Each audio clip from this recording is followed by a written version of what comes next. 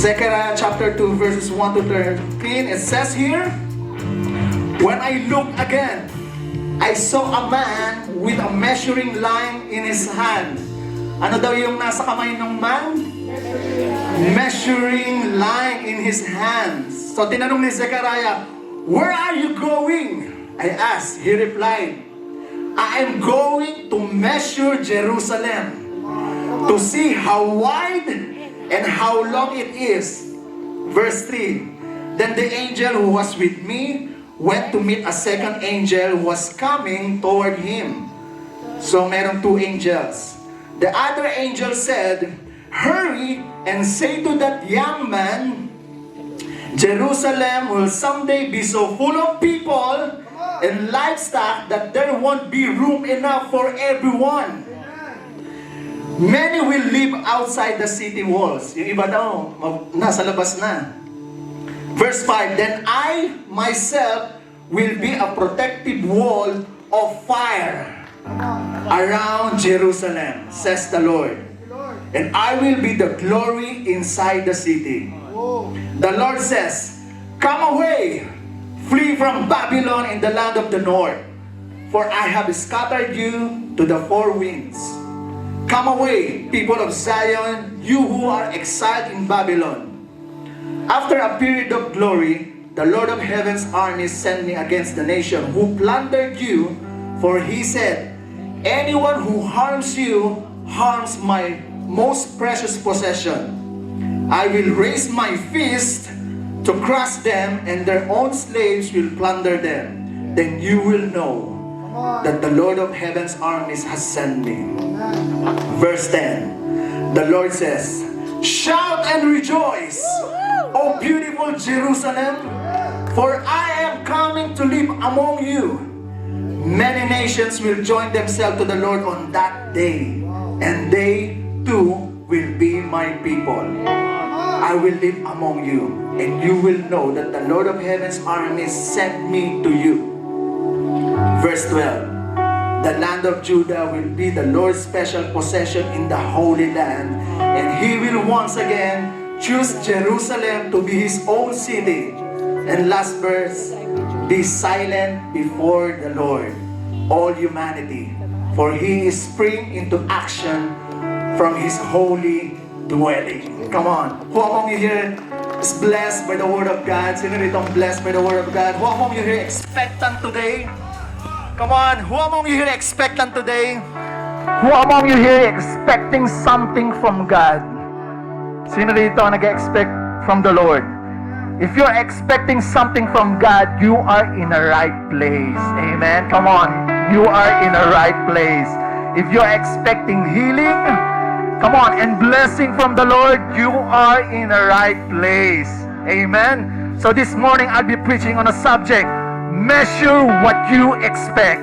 Come on, measure what you expect. Come on, is there any expectation in this room? Is there any expectation in this room? Come on, shall we pray? Father God, we just want to thank you, Lord God, for your promise, for your favor, Lord God, for your word, Lord God. Bless each and every one of us, Lord God. In Jesus' name we all pray. Amen and amen. Come on, palakpakan natin si Lord, and you may be seated. You may be seated. Come on, measure what you expect. Wow. Amen and amen. I'm so excited this morning. So Pastor John preached sa Taurangan and also sa Rotorua. Yeah, but praise God, may magpi-preach dito. Amen. So in the story that what we read, the Lord gave a vision. So binigyan ni Lord ng vision to si Zechariah. And if you will follow the story of Zechariah, imagine 8 visions yung binigay ni Lord kay Zechariah. Imagine 8 visions, 8. Ito ang amazing. Yung 8 na yung binigay niya in one night. Grabe. Sa isang gabi lang, binigay niya yung 8 vision na yon in one night. Siguro sabi tuloy ng men, "Bro, sa akin nga sobra pa ng 8 eh." Bro, sa akin nga sobra pa ng 8 eh. Pinapadaan pa sa misis ko yung vision na yon. Pinapadaan pa sa misis ko yung vision na yun. So nagkaroon ng vision si misis, galing daw kay Lord, tapos pinapadaan sa akin. Sabi na namin, no? Napaka-clear. Napaka-clear yung vision. Sabi ni Lord, no? Bukas na bukas, maglaba ka daw. Bukas na bukas, maglaba ka daw. Maglinis ka daw ng bahay. Yun yung vision, sabi ng men. Grabe naman si Lord, napaka-clear naman yan. Napaka-clear ng vision na yan. But today, in this chapter, we will learn about restoration and rebuilding the temple. Today, we will learn yung third vision na binigay ni Lord kay Zechariah. Ilan yung vision na binigay kay Zechariah? 8. So ngayong umaga, pag-aaralan natin yung pangatlong binigay ni Lord na vision kay Zechariah, which is the man with a measuring line. A man with a measuring line. Sabi sa verse 1, when I look again, I saw a man with a measuring line in his hand. Imagine itong lalaking to, ito yung dala-dala niya, measuring line, o metro. Metro. Imagine mo, ang galing ng Bible, talagang specific, makikita talaga yung metro, dala-dala ng lalaki, napansin ni Zechariah. So I saw a man with a measuring line in his hand. So, tinanong ni Zechariah, where are you going? Tinanong ni Zechariah, ang reply ng lalaki, I am going to measure Jerusalem to see how wide and how long it is. Come on.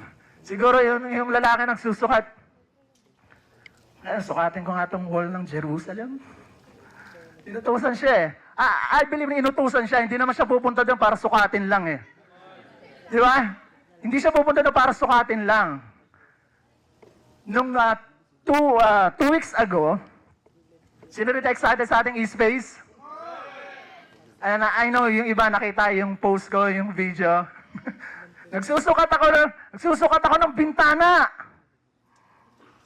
Nagsusukat ako ng bintana. So 2 weeks ago, I went in our e-space to look and to visit kung ano pa ba yung kailangan, ano pa yung mga dapat ayusin. But the truth is, marami pa. Church, marami pang gagawin, marami pang aayusin. And of course, marami pang money na kailangan para mabuo yung e-space natin. So the more I pray, not only to pray, but the more I declare.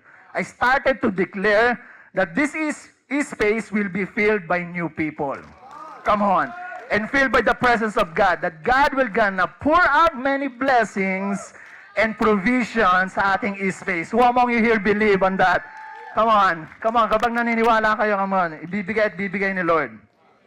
But the good thing about this is, and I'm so proud sa church na meron sa atin ngayon. Sa church natin ngayon. Because we started to build this e-space. Come on. We started to build this e-space. Kung hindi natin sisimulan, walang mabubuong e-space. Right? Kung hindi natin sisimulan, walang mabubuong e-space. Kung walang maniniwala, walang magpapatuloy. Right?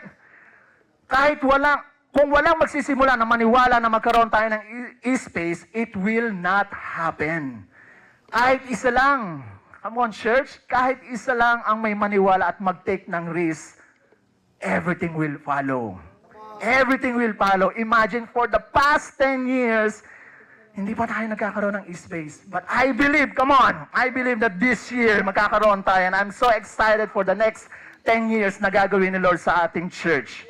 But the key here is kahit isa lang ang may maniwala.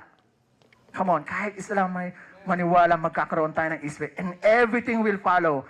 How much more pa if marami ang maniwala? How much more if marami pa ang maniwala at susuporta sa project na to? Baka this month or next month, tapos na yan by God's grace, by God's grace. And if you will go back dun sa verse na binasa natin, sabi, I saw a man with a measuring line in his hand. Hindi sinabing a group of men. Right? Sinabi, I saw a man. So meaning, kahit ikaw lang mag-isa, basta alam mo man na may pinapagawa si Lord sa'yo, come on, ituloy mo. Kahit ikaw lang mag-isa na sa tingin mo, kailangan masimulan to. Basta alam mo, na align sa pinapagawa ni Lord, come on, ituloy mo. Kung walang sumunod sa calling ni Lord na magkaroon ng Equippers Manila, wala sanang church, right? But praise God, sumunod si Pastor John sa panawagan ni Lord para magkaroon ng Equippers Manila. So the way you measure determines what you're ready to receive. The way you measure determines what you're ready to receive. Depende kung paano ka magsukat. Depende kung ganito lang kalaki ka magsukat, yan lang yung paghahandaan mong tanggapin. Pero kung malaki ka magsukat, the way you measure determines you're ready to receive. And I'm so excited sa gagawin ni Lord sa bayan sa atin. I'm so excited sa gagawin ni Lord sa church natin. Kung hanggang saan ang kaya mong sukatin, hanggang doon lang ang kaya mong tanggapin. Hanggang doon lang. Small faith limits big blessings. Small faith limits big blessing. But right now, I believe that in this room, we have a big faith. Big faith, big blessings requires big faith. Who among you here believe? Big blessings requires big faith. So enlarge your spiritual expectation. Measure what you expect. Come on, measure what you expect. And maybe you are thinking na ang ginagawa mo is parang walang naniniwala sa iyo. But you know in your heart, and you fully believe with God, as long as aligned sa pinapagawa ni Lord sa church, tuloy mo. Because someday, God will build something bigger in your life. Come on. And you don't know, baka ikaw ang gamitin ng Lord na magkaroon ng new campus sa Antipolo, sa Quezon City, sa Pasig. You don't know. Pero kung alam mo yan ang pinapagawa ni Lord sa iyo, tuloy mo. It all starts with a vision. It all starts with a vision. A man with a measuring line in his hand, preparing to measure Jerusalem. Okay? So merong vision, may pinapagawa sa kanya. May pinapagawa. Para sa kaalaman ng lahat, ang Equippers Manila is nagsimula din sa vision. Vision na galing kay Lord.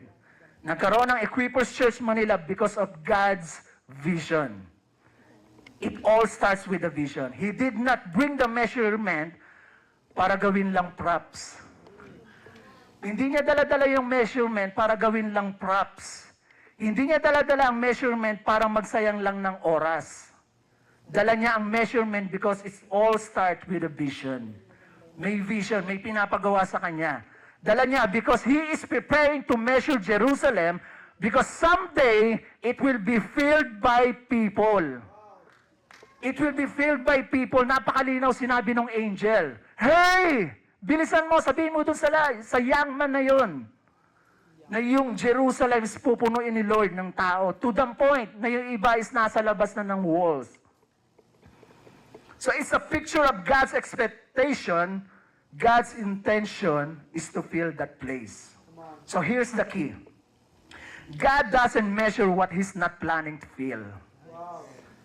God doesn't measure what He's not planning to fill. Hindi ipapasukat ni Lord kung hindi niya planong punuin.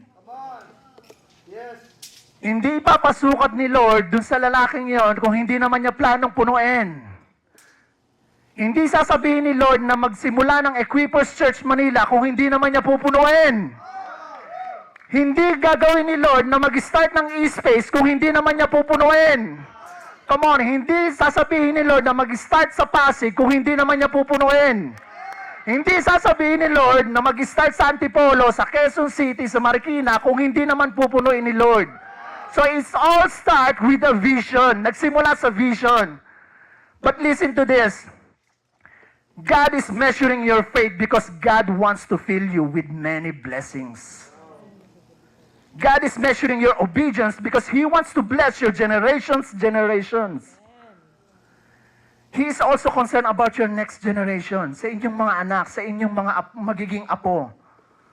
Ang pagsunod mo kay Lord ay para din sa generation ng mga anak mo at ng mga apo mo.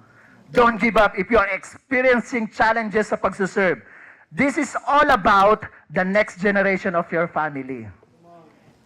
This is all about the next generation of your family. And I'm so happy para kay Sean. Nagsimula si Sean nung baby pa lang.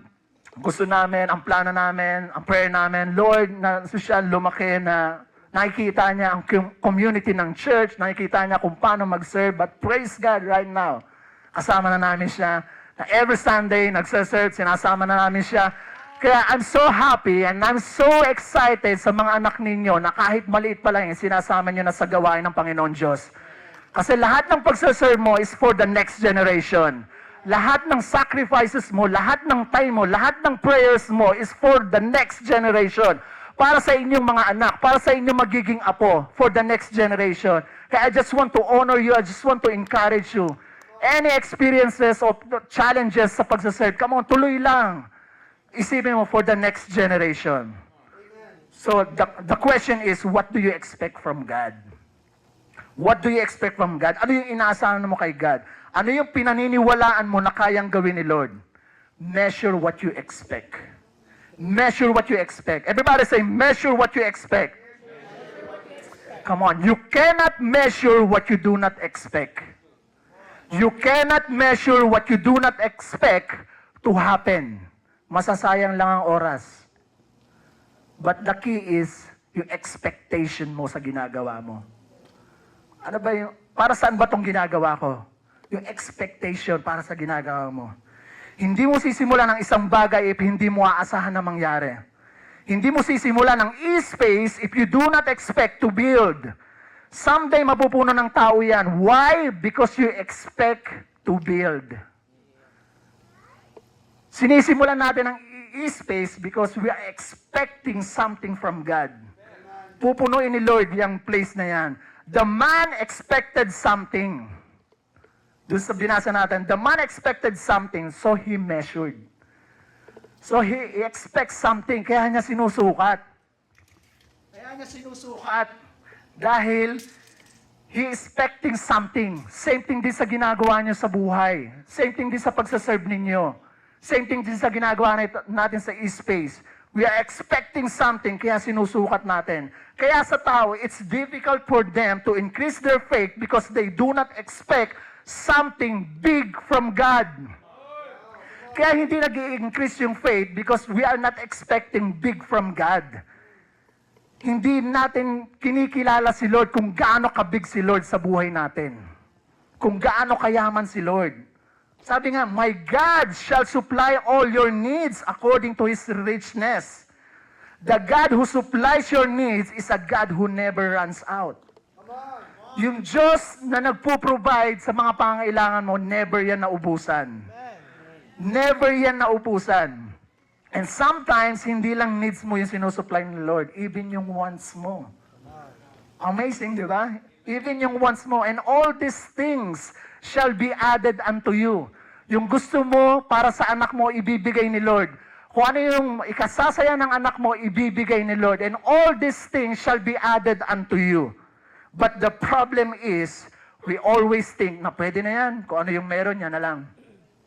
We measure small mindset.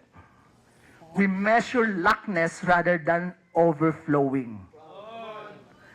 What we measure reflects the vision. Okay? What you measure reflects the vision. What you measure reflects your expectation. Kung ano yung measure mo, it reflects kung ano yung ine-expect mo lang kay Lord. Kung ito lang ina-expect mo kay Lord, hanggang doon lang yung pagsukat mo. Kung ano yung vision ni Lord, kung ano yung pag-measure mo, ganun lang yung paniniwala mo sa vision ni Lord. Pero kung ang paniniwala mo is sobrang laki sa paggawa ni Lord sa buhay mo, ganun ka dapat magsukat. Sometimes we measure na hanggang dito na lang siguro. Sometimes we measure based on our measurement, not based on the measurement of God. Don't you know that God is measuring your faith na dapat mas bigger yung faith mo rather than your doubt?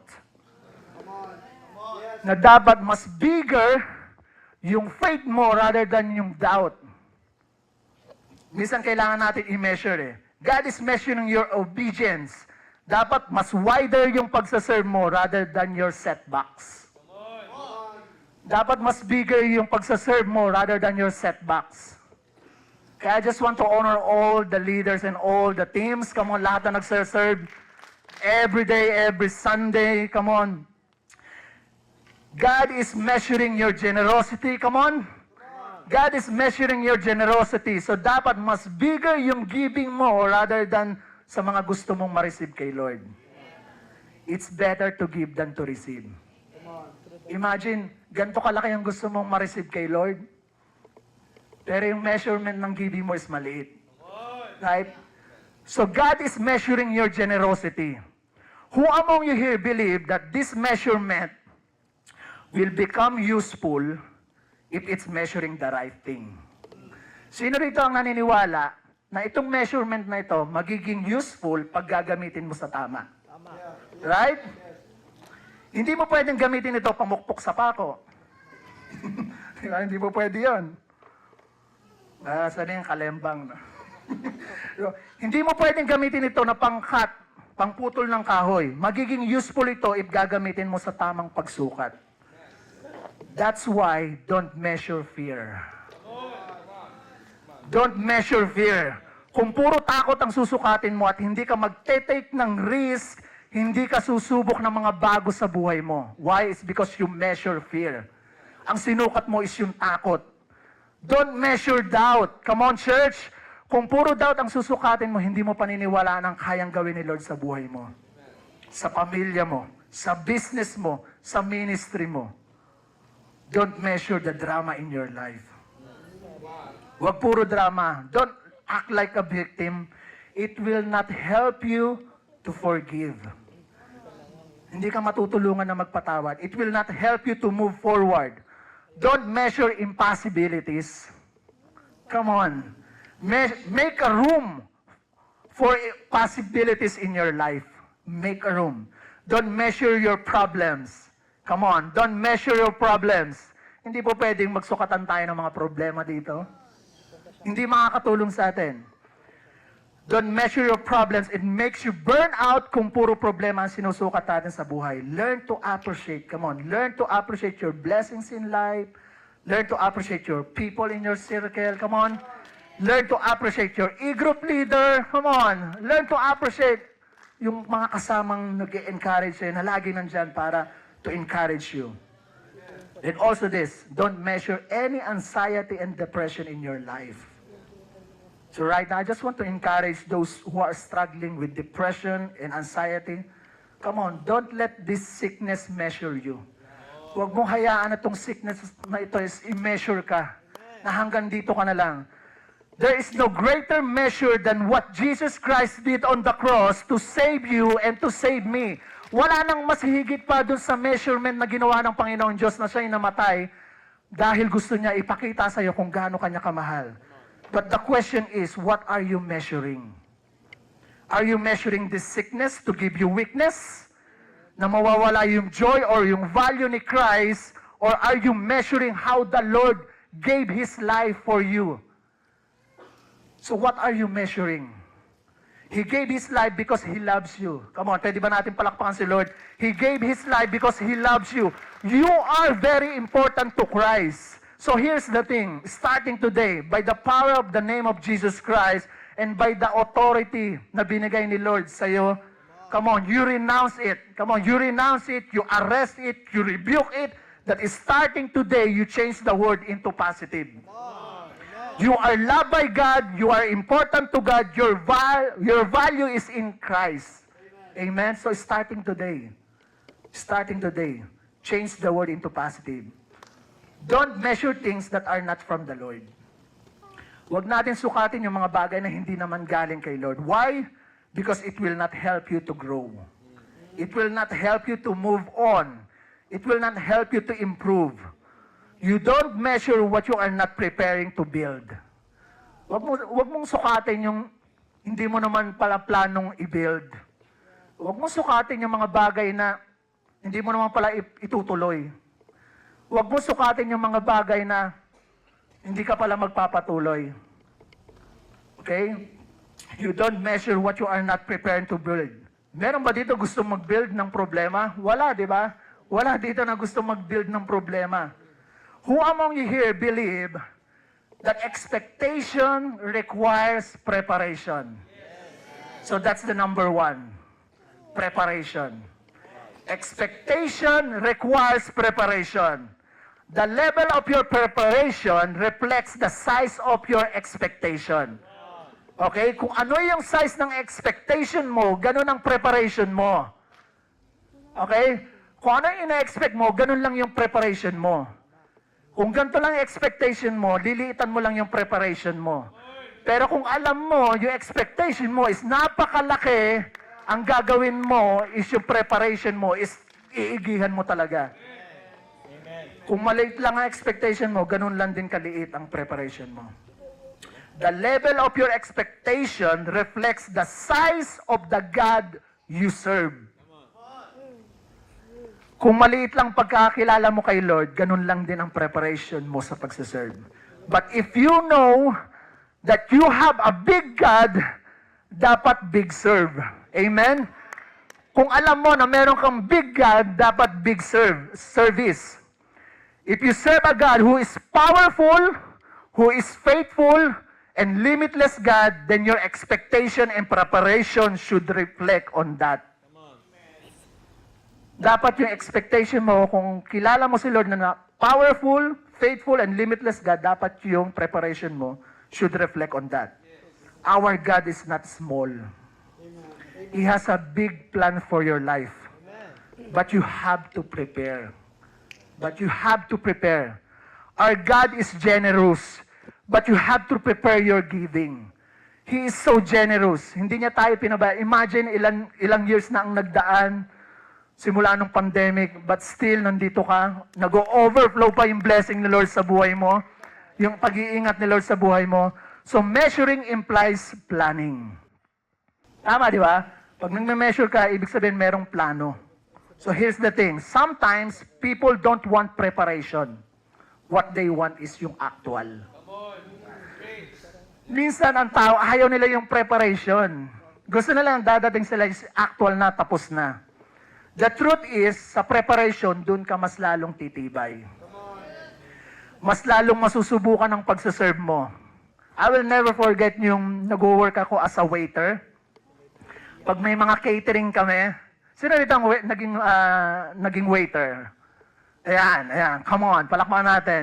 So I will never forget in time na nag-work ako as a waiter, pagka may mga catering, pag may mga pakain, depende yan kung gaano karami. Minsan 150 packs, 200. Imagine, naranasan ko 350 packs. So kapag ang start ng party is 10 a.m. or 11, dapat 5 a.m. nandun na kami. O 5 a.m. nandun na kami sa is magpe-prepare na kami ng mga gamit. Ilalabas na namin yung mga tables, yung mga monoblocks, lahat ng mga material things. So isasalpak na namin sa truck. Sobrang aga na, isasalpak na namin. Dapat maayos yung pagsalansan mo. So ganun yung preparation. Ganun yung preparation. Then pagdating ng mga bisita, nakikita lang na napakaganda ng setup, pero hindi nila alam kung paano yung preparation na ginawa namin.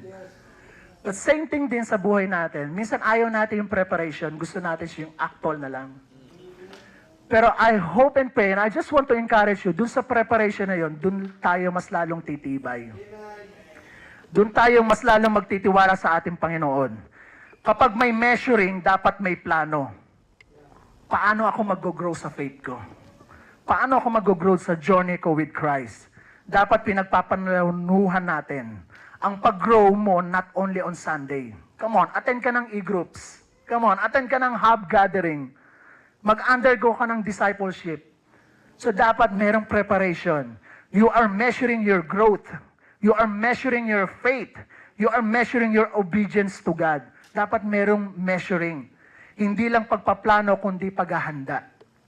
Amen? Hindi magiging ganito ang service natin if walang nag-prepare. Right? Hindi magiging ganito ang service natin kung walang gumising ng maaga. Sino dito ang gumising ng maaga? And of course, sa family nyo, nag-prepare kayo ng breakfast, gumising kayo ng umaga. So, hindi magiging ganito kung walang nag-prepare. Hindi magiging maayos at maganda ang praise and worship natin kung walang nag-prepare, walang nag-practice sa kanila. So, this will not be like this if walang preparation na nangyari. I just want to honor also yung mga production team. Gumigising yan 6 a.m., 7:30 para lang to set up everything, maging maayos lahat, even yung sounds, even yung mga instrument natin, maging maayos lahat. Same thing din sa family natin, nagpe-prepare tayo, yung mga susuotin natin, yung mga outfit natin, dapat maganda. Nagpe-prepare ka din para sa family mo. Okay? So this will not be like this if walang preparation na nangyari. If you are expecting na magbabago, dapat may preparation. If you are expecting na babaguhin mo ang sarili mo, dapat may preparation ka to humble yourself. Not pride. So don't measure pride, measure humility. Preparation to accept correction. Dapat you know how to accept correction. It will not help you to change your attitude if you will not accept correction. If you're expecting na papayat ka, dapat may preparation. Ulitin ko. If you are expecting na papayat ka, dapat may preparation. May preparation ka ng pagdadiet, may preparation ka ng exercise, para makuha mo yung 200,000. Right, di ba? So, dapat may preparation. If you are expecting something sa buhay mo na kailangan mabago, dapat may preparation. If you are expecting that God will bless your finances, dapat may preparation ka sa giving mo. Marami nang biniless si Lord, pero naging iba ang preparation nila sa buhay nila. Imbes na, alam mo yun, mapalapit kay Lord, minsan napapalayo. Lord, magbibigay na lang ako ng tithes and offering ko. Busy kasi ako sa work eh. Busy ako sa business. But listen to this. Wag dumating sa point na bayaran ng pera si Lord. Ang gusto ni Lord, kung buhay niya ang binigay niya para sa kasalanan ng tao, gusto niya buhay din ng tao ang makita niyang mabago. Binigay ni Lord yung buhay niya para sa kasalanan ng tao. So ang gusto niyang makita is yung tao na nababago ang buhay. Huwag natin, hindi kayang bayaran ng pera ang buhay na ginawa ni Lord. Wala nang masasaya kay Lord kung ang buhay ng tao ay nababago at nagpapatuloy. Makita ka lang ng Lord na nagpapatuloy. Come on, makita ka lang ni Lord na nagbabago ang buhay. Sobrang saya ni Lord. So ang measure ng blessings ni Lord, iba sa measure ng giving natin. Si Lord, kaya niyang gawin yung 1 million, kayang gawin ni Lord yung 1 million sa 10,000 mo. Yung 10,000, kayang gawin ni Lord na 1 million. Yung isang business mo, kayang gawin ni Lord ng maraming branches dito sa Pilipinas. Kayang gawin ni Lord yan. So iba yung measurement ng blessing ni Lord sa measurement ng giving natin. Kaya nga sabi sa verse, I am going to measure Jerusalem to see how wide and how long it is. Napakalinaw. Sabi, I am going. Pupunta ako. I am going to Jerusalem. I am going to church to see how wide and how long our faith. So expectation requires preparation. You cannot expect without preparation. Same thing in life. Don't expect na mapagtatanggumpayan mo ang challenges mo sa buhay kung walang preparation na ginawa si Lord sa buhay mo. God is preparing you to be humble. So don't expect changes kung walang preparation. Expectation is powerful, but it must be matched by preparation. Kailangan match, okay, yung expectation mo sa preparation. Ang expectation dapat match sa preparation. You cannot expect to God to move, to bless, or to promote you if you are not preparing your heart, your hands, and your life. There will be a preparation if you expect something to happen in your life. Amen? So preparation takes time. So don't expect that God will bless you in your finances kung walang preparation sa giving natin. So ang expectation natin, Lord, I know, Lord, i-bless mo ako. I know, Lord God, na babaguhin mo ako. Pero dapat merong preparation tayong ginagawa. So that's number 1, preparation. Second is, measure God's promises for your life. So number 2 is promise. Promise. Sabi sa verse, the other angel said, hurry and say to that young man, Jerusalem will someday will be so full of people and livestock that there won't be room enough for everyone. So many will live outside the city walls. So you cannot prepare for big promises with small expectation. Okay? Hindi sinabi ng angel, say to that young man to stop dahil pupunuin ko naman yan eh. Hindi sinabi ng angel. Ang gustong sabihin ni Lord is, mag-prepare ka, sukatin mo yan, pero sasabihin ko sa iyo that someday, this place will be filled with many people. Tingnan niyo kung paano kumilos si Lord. Preparation bago yung pangako niya. Okay? Preparation bago yung pangako niya. Why? Because ang tendency natin is hintayin na lang yung pangako niya. Pinangakuan ka nila, antayin na lang natin. Eh bakit ko pa pala susukatin yan? Eh pupunuin naman pala ni Lord. Kaya ang preparation, hindi lang nakabase sa pangako na binigay ni Lord sa iyo, kundi sa pinapagawa ni Lord sa iyo. Okay?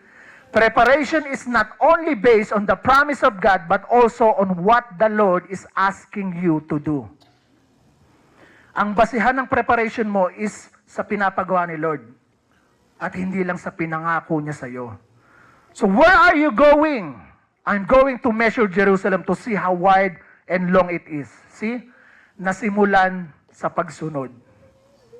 Nasimulan sa pagsunod. Hindi dun sa verse na yan, hindi niya agad sinabi na pupunuin ko yan.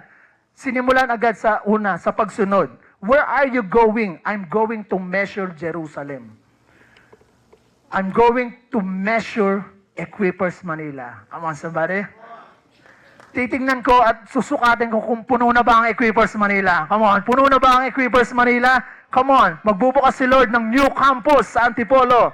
Kahit hindi pa nangyayari yung pinangako sa ni Lord, huwag magbabago yung pinapagawa ni Lord sa iyo. Huwag magbabago yung pagsaserve mo kay Lord, huwag matitigil yung pag-share mo ng gospel to people, tuloy lang kahit wala pa yung pinangako ni Lord sa buhay mo. Kasi kung babase lang tayo sa pangako ni Lord at hindi mo nagagawin yung pinapagawa sa ni Lord, pwedeng ma-delay yung pangako ni Lord sa buhay mo. Pwedeng ma-delay. Kaya minsan na-delay is because tumitigil tayo doon sa pinapagawa ni Lord. Preparation is always aligned with the promises of God. Align. Yung preparation na ginagawa natin, yung pagsaserve natin, dapat align sa pinangako o binigay na pangako ni Lord sa buhay mo. Kapag makitaan ka ni Lord na inuuna mo yung preparation mo, then sa pagsaserve mo, then doon niya ibibigay yung promise niya. Doon niya ipapakita, doon niya i-reveal yung promise niya for you. Sa tao ganito, gawin mo tong inuutos ka, bigyan ka ng pera. Siyempre, sino ba naman, no? Sino ba naman? Gawin mo to, bigyan ka ng pera. Of course. So, ang nagmamotivate sa atin is yung sumusunod tayo because of money. Sumusunod tayo because of the blessings. Okay? Kay Lord iba. Sumunod ka sa pinapagawa sa iyo, so it's up to you kung tutuloy ka o susunod ka. Pero kung nagtitiwala ka kay Lord na hindi niya pababayaan at iiwan ka, kahit wala pa ang blessings or hindi pa sinasagot ni Lord ang prayers mo, magpapatuloy ka. Ganon kay Lord. Kasi ang totoong nagtitiwala kay Lord, hindi lang sa pinangako niya, kundi doon sa pinapagawa ni Lord sa buhay mo. Ang totoong tiwala mo sa pinagawa ni Lord at hindi sa pinangako niya. At hindi lang sa pinangako niya. Imaginein mo, nagsaserve ka, no? Nagsaserve ka tapos biglang sabihan ka, bilisan mo dahil magbubukas si Lord. O bilisan mo, maghanap ka ng venue sa Antipolo. Bilisan mo, maghanap ka ng venue sa Quezon City. Nagsaserve ka, imagine yung pwedeng ibigay na pangako ni Lord sa iyo. So nagsaserve ka sa, like for someone, nagsaserve ka sa production, biglang may tumawag sa'yo, o yung ina-applyan mo, pwede ka na mag-start bukas. O yung ina-apply mo, mag-report ka bukas. Imagine mo yung nagsaserve ka sa hosting team, tapos sasabihan ka ni Lord, yung matagal mo nang pinagpe-pray, sasagutin ko na bukas. So ang promise ni Lord, nakabase sa preparation mo. Yung pangako ni Lord, nakabase sa pagsaserve mo kay Lord. So measure. Let's go to number 3. Measure God's protection for your life. So ano yung una? Preparation. Pangalawa, promise. Pangatlo, protection. So measure God's protection for your life. Sabi sa verse 5, then I myself will be a protective wall of fire around Jerusalem. Imagine that? Says the Lord, and I will be the glory inside the city. So si Lord mismo yung magiging wall of fire sa Jerusalem. So this verse is about God's protection for His people. Kapag si Lord ang nag-build, siya mismo ang mag-iingat sa iyo. Kung iyan ay binild ni Lord, si Lord mismo ang mag-iingat. Kung si Lord ang nag-build sa Equippers Manila, si Lord ang mag-iingat dito sa church na to. Amen. Kung si Lord ang nag-build nang sisimulan natin sa Antipolo, sa Quezon City, sa Pasig, si Lord ang mag-iingat dun sa location na yan. God Himself is our protection. He knows how to measure His protection for your life. Imagine a wall of fire. A wall of fire around Jerusalem. Wall of fire surrounds sa life mo. He will surround us like a wall of fire. God's protection is supernatural. Let God be your wall. Let God be your fire. Fire in the Bible represents God's protection, God's presence, God's power and holiness. So a wall of fire is not just defense. It's actually offense. This is amazing. If you belong to a church, you are protected by the wall of fire. If you belong to a church, you are protected by the wall of fire. Church is not a building but the people, right? So ibig sabihin, ang iniingatan ni Lord is yung people. Tayo yon, church. Tayong lahat yon, iniingatan ng ating Panginoon Diyos. Christ is the head of the church. This church is protected by a wall of fire. The church is under God's protection. The Lord will not allow the enemy to destroy His church and to destroy His people. Hindi hahayaan ni Lord. Sino dito ang naniniwala na simula nung nabilong ka sa church? O sabihin na natin dito, naramdaman mo, nalaman mo yung pag-iingat ng ating Panginoon Diyos. I don't know about you, pero nung time na nag-start tayo, nung time na belong ka na sa church, andun na yung protection at pag-iingat ng ating Panginoon Diyos. Andun na yung covering. Ng covering sa family mo, covering sa life mo, andun yung pag-iingat ni Lord sa iyo. You cannot step in God's promises if you are still stepping in your past. Sabi sa verse 6, the Lord says, "Come away, flee from Babylon in the land of the north. For I have scattered you to the four winds. Come away, people of Zion, you who are exiled in Babylon." So inalis ka na ni Lord doon sa past mo. Inalis ka na ni Lord sa mga nakaraan ng buhay mo. Inalis ka na ni Lord sa dati mong ugali. You are now a changed person. Inalis ka na ni Lord sa dati mong gawain na malayo kay Lord. Inalis ka na ni Lord sa mga bagay na naghihinder sa buhay mo. Inalis ka na ni Lord sa dati mong buhay at magsimula sa bagong buhay. Isn't it amazing na sa buhay ninyo, wala ka na doon sa dati? Even ako sa sobrang pasasalamat ko kay Lord, papasalamat ako, inalis niya ako doon sa mismong buhay ko dati na hindi, ang alam ko is mapapariwara ako. Amazing si Lord. Alam niya kung paano kanya ingatan. Ilalagay ka ng Diyos kung saan ka makakapagbagong buhay. At maisasama ang buong pamilya mo. Sino rito ang nagpe-pray na someday maisama niyo ang inyong pamilya? Amazing yung feeling na yon, na buong pamilya kayo nagsaserve kay Lord. Ilalagay ka ni Lord sa pwede kang pagpalain. Ang pagsaserve mo dapat align sa pinangako ni Lord sa buhay mo. Kung nasaan ka ngayon, dapat align sa pangako ni Lord sa buhay mo. Kung hindi, sabi ni Lord, "Come away, flee from Babylon in the land of the north." Babylon is a place of rebellion. Babylon is a place of pride, worldliness, idolatry. So Babylon is a place of sin. Sabi ni Lord, come away. Iwanan mo na yung lugar na yan. Iwanan mo na yung lugar na yan. So align your life with what you expect. Align your life with what you expect. God calls His people to leave old places to enter new ones. Alignment brings protection. Who among you here believe alignment brings protection? God fights for what belongs to Him. Ipaglalaban ni Lord kung ano yung para sa Kanya. Tayong lahat, anak tayo ng Diyos, ipaglalaban tayo ng Panginoon Diyos. Yun ang pinangako niya. Ipaglalaban ka na, vengeance is mine. You can step in God's promises if you are stepping in your preparation. Come out and join what God is doing. Labas ka and join ka kung saan may gawain si Lord. Labas ka kung saan may pinapagawa si Lord. So let's go to number 4. Measure your praise to God. So number 4 is praise. Sabi sa verse 10, the Lord says, shout and rejoice, O beautiful Jerusalem, for I am coming to live among you. Amazing yung verse, no? Shout and rejoice, meaning it starts to praise.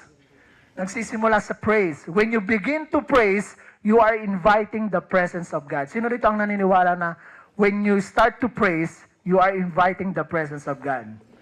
Even sa life mo, hindi lang Sunday church, even sa loob ng tahanan ninyo, sa loob ng bahay niyo, even sa work ninyo, when you start to praise God, you are inviting the presence of God. You are inviting the presence of God.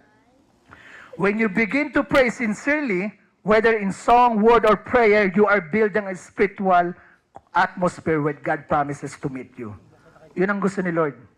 Even if you feel or far from Him emotionally, praise is a powerful way to draw near. Hindi ihintayin ni Lord na maging okay yung situation mo. But when you start to praise, si Lord mismo, bababa para sa'yo. He comes in the middle of your praise, even in pain, even in fear. But when you start to praise God, siya mismo bababa, yung presensya niya para sa'yo. Sabi nga sa Bible, when the people praise God in unity, the glory of the Lord filled the temple. Amazing din sa story ni Paul and Silas. Yung nasa prison sila, nung nag-start sila mag-pray and mag-praise, ano yung nangyari? Nagkaroon ng earthquake, nasira yung mismong pintuan. Why? It's because they started to praise the Lord. They started to praise the Lord. God came into the dark place because of their praise. God can come to your darkest moment of your life if you started to praise. Na kahit sa darkest moment mo, na kahit sa mismong sa sarili mo, sa buhay mo na parang wala ng pag-asa, but when you started to praise, si Lord mismo, bababa yung presensya niya para sa iyo when you praise God. So when you praise God, He shows up. His presence is felt. When you praise God, He moves. When you praise God, He reminds you who He is. He comforts you and strengthens you. You don't have to wait for perfect condition just to start praising Him. He will meet you where you are when you start to praise the Lord. So I just want to encourage you. Every Sunday is not a program, right? Every Sunday is not a program. So I just want to encourage, no, na talagang totally sama-sama tayo mag-praise, sama-sama tayo. Kasi when people gather and started to praise, itong lugar na to is pinupuno ni Lord ng presensya niya. And even sa life ninyo po, even sa family niyo, you start to praise. Sa bahay ninyo, magpatugtog kayo, buong family niyo, even mga anak ninyo, turuan natin na mag-praise. Kasi when we started to praise, yung presence ni Lord is mababa, even sa inyong tahanan. So I just want to encourage you. So how do you measure your praise to God? So it's not about the quantity, but it's about the quality.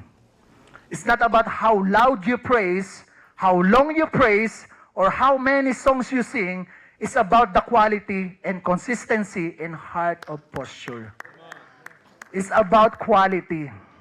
Okay? Sabi rito, for I am coming to live among you. Sabi dun sa verse, for I am coming to live among you. God's ultimate goal is not just to protect you, but to dwell in you. Yun ang ultimate goal ni Lord. Hindi ka lang basta niya ingatan, ang gusto ni Lord, manahan siya mismo sa buhay mo. Yun ang ultimate goal ni Lord. So there's a big difference between God protecting you and God dwelling with you. So here's the difference. Yung God's protection, yung pag-iingat ni Lord, yung outward covering. Yung covering niya sa labas. Pero yung God's indwelling, inward presence. Yung presence niya nasa loob. Nasa mismong buhay mo. Yun ang difference ng protection sa indwelling. Yung protection, pag-iingat niya sa labas, sa buhay mo, pero yung indwelling, yung presence niya nasa iyo. God's protection can happen to anyone. Pero yung God's indwelling happens through salvation. Through salvation. Wala nang iba kundi salvation.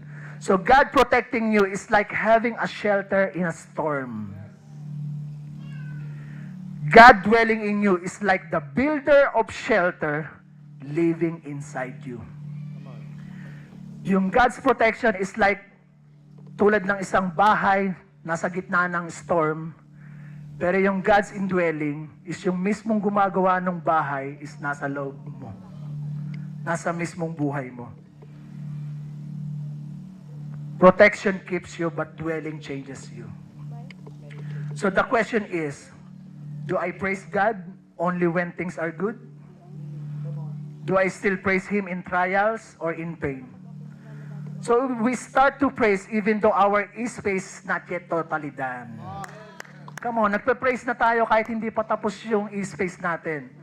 The ultimate expectation is God's presence. Our ultimate expectation is yung presence ni Lord sa ating space.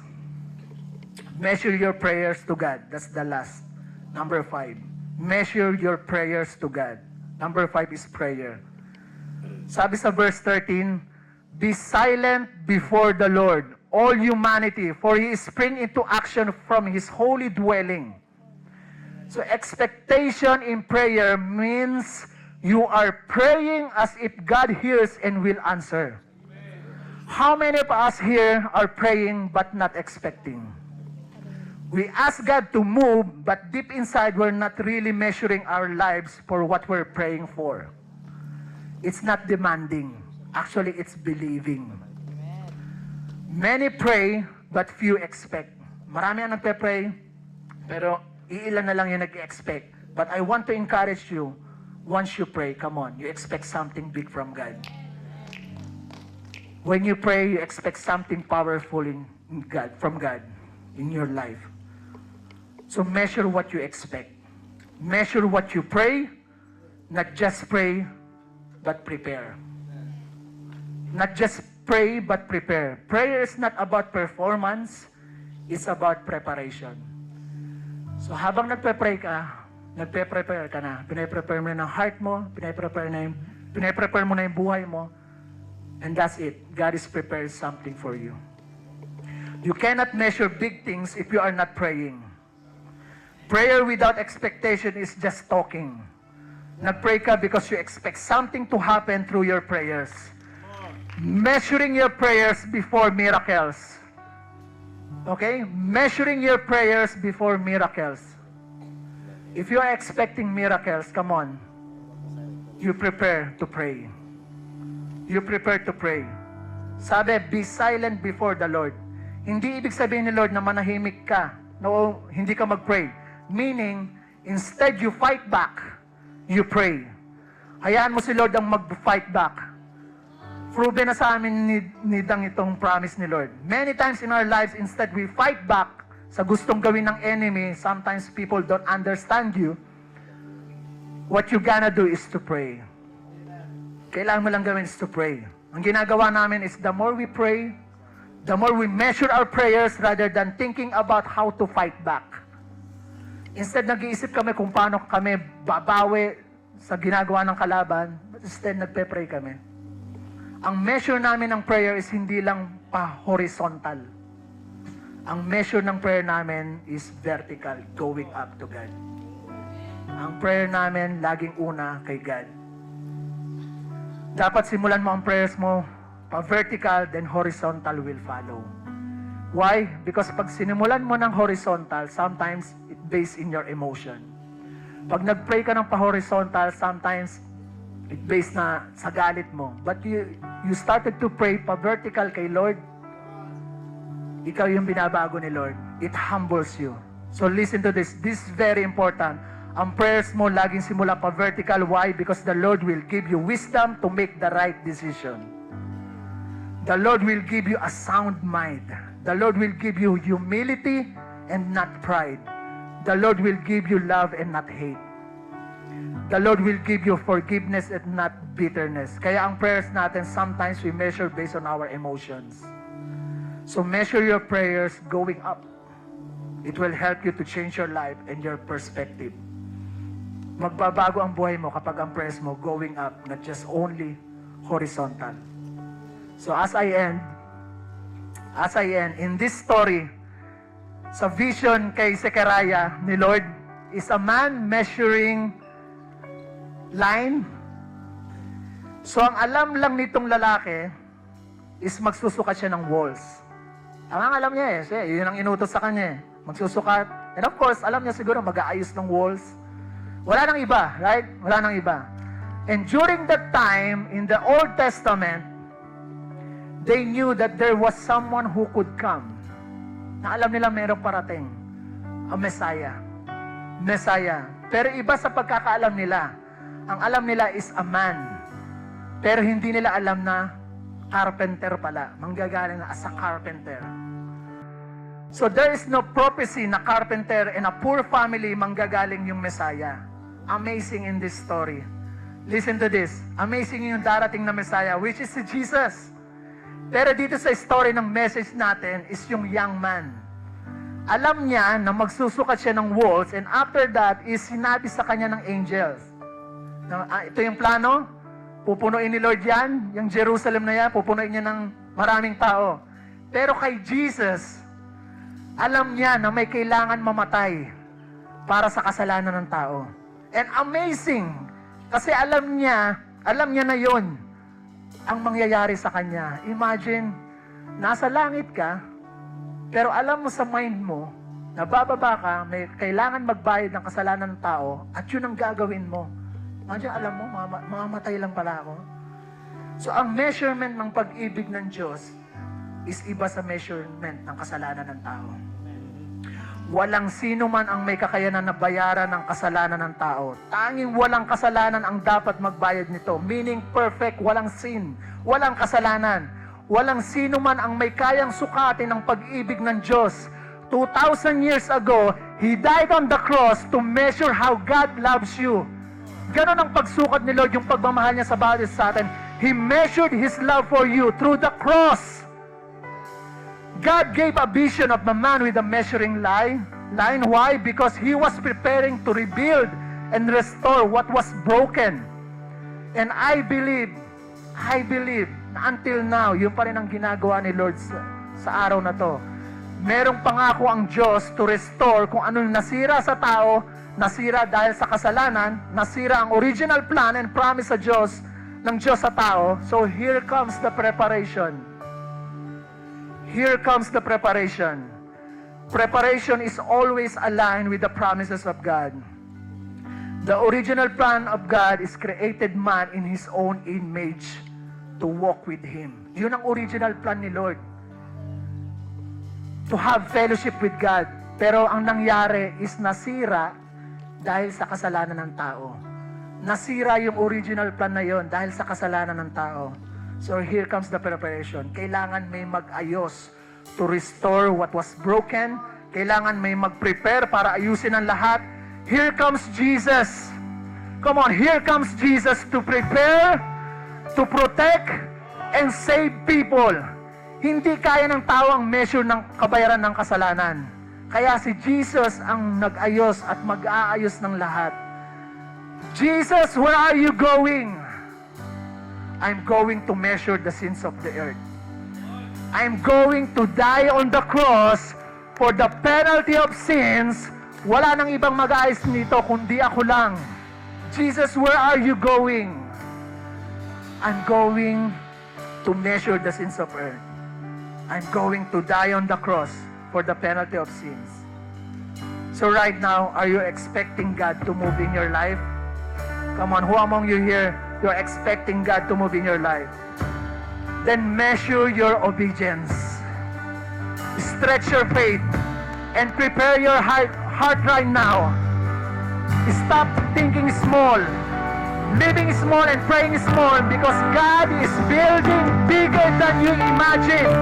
Stop praying small or thinking small. God is calling you right now.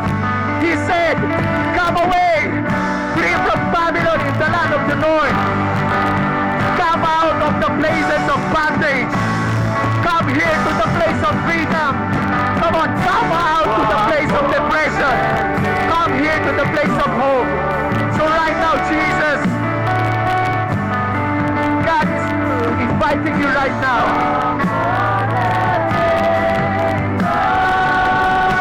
Oh Jesus, right now, Lord God.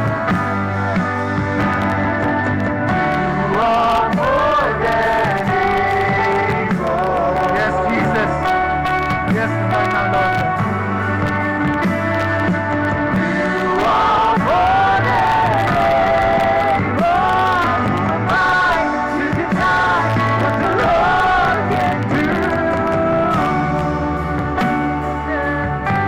Yes, Jesus, right now, Lord God. Thank you, Lord God. Maraming salamat, Lord God. You have a big plan for us, Lord God. You have a big plan for us. So right now, church, come out to the place of bitterness. Come here in front. Come here in the place of love. Come out to the place of religion. Come here. Come here in the place of Jesus right now. Lord, we thank you, Lord God, right now, Lord. We thank you, Jesus, for dying on the cross, Lord God. Maraming salamat. Lord, wala nang iba. Walang may kakayanan, Lord, masukatin o bayaran ng kasalanan ng tao. Wala nang iba kundi kayo lang. Pero salamat, Lord. Bumaba kayo. Because you love us, Lord. So right now, church, if you are expecting something from God, come on, why not you pray? I just want to invite you to pray right now. Come on. If you're expecting miracle, if you are expecting healing, come on. If you are expecting transformation in your life, come on. Why not you raise your hand right now and just to pray, just to open your heart right now, just to open your mouth and to pray. Lord Jesus, we thank you, Lord. Yes, Jesus, right now. Maraming salamat, Lord. Maraming mga pinagdaanan. Maraming kaming mga pinagdaanan. But right now, we are expecting big coming from you, Lord. Maraming salamat, Lord. Meron kami mga bagay na hindi namin kayang sukatin, Lord. Kayo lamang po ang kaya magsukat, Lord. But what we're gonna do today, Lord God, we will measure our obedience. We will measure our praise to you, Jesus. We will measure our hearts, Lord God. We will measure our faith right now, Lord God. So, Lord Jesus, we thank you, Lord. Lord, ngayon binuksan niyo po ang aming isipan, binuksan niyo po ang aming puso. What we gonna do, Lord God, is to measure yung pag-ibig niyo po sa buhay namin, yung pangako niyo po sa buhay namin, Lord God. But what we gonna do right now is to prepare, Lord God, is to prepare our hearts, is to prepare our lives, is to prepare our mind, Lord God. What we gonna do is to prepare to pray, Lord God. Yung mga pangako, ang mga plano niyo po sa buhay ninyo, sa buhay namin, mahal na Panginoon. Sa aming po mga bisita, I just want to invite you. This is the perfect time. Tulad nga ng mensahe, gustong ibigay kung ano yung sukat ng pagmamahal at pag-ibig ng Panginoon Diyos sa iyo. Sa tagal-tagal na natin, minsan sinusukat natin, paano ba ako mababago? Paano ba mababago yung buhay ko? Paano ba ako magsisimula? Sometimes sinusukat natin yung depende sa kakayanan natin. But right now, God is inviting you. Gusto ipakita ni Lord kung gaano yung sukat na pag-ibig at pagmamahal ni Lord sa bawat isa sa inyo, lalo sa aming mga bisita. So right now, the Lord is inviting you. Sa aming po mga bisita, kung sino man pong gustong tumanggap sa ating Panginoong Jesus, hindi po religion ang inyong tatanggapin, kundi ang ating Panginoong Jesus. Wala nang iba. Siya lamang po ang namatay sa krus. Siya lamang po ang siyang bumaba para pagbayaran ng kasalanan. So if that's you, sa aming po mga bisita, kung ikaw po yan nais nyo pong tanggapin ng ating Panginoong Jesus, why not if you can raise your hands? If you can raise your hands right now, Lord, gusto ko po kayong tanggapin sa oras na ito. Lord, gusto ko po tanggapin ang inyong pag-ibig, pagmamahal sa buhay ko. Lord, sa simula ngayon, gusto ko po tanggapin kung gaano po yung sukat ng pagmamahal niyo po. So if that's you, sa amin po mga bisita, if you can raise your hands, come on, amen, praise God for this family, amen, palakungan po natin. That's the ultimate goal na gustong gawin ni Lord. Hindi lang para ingatan ka.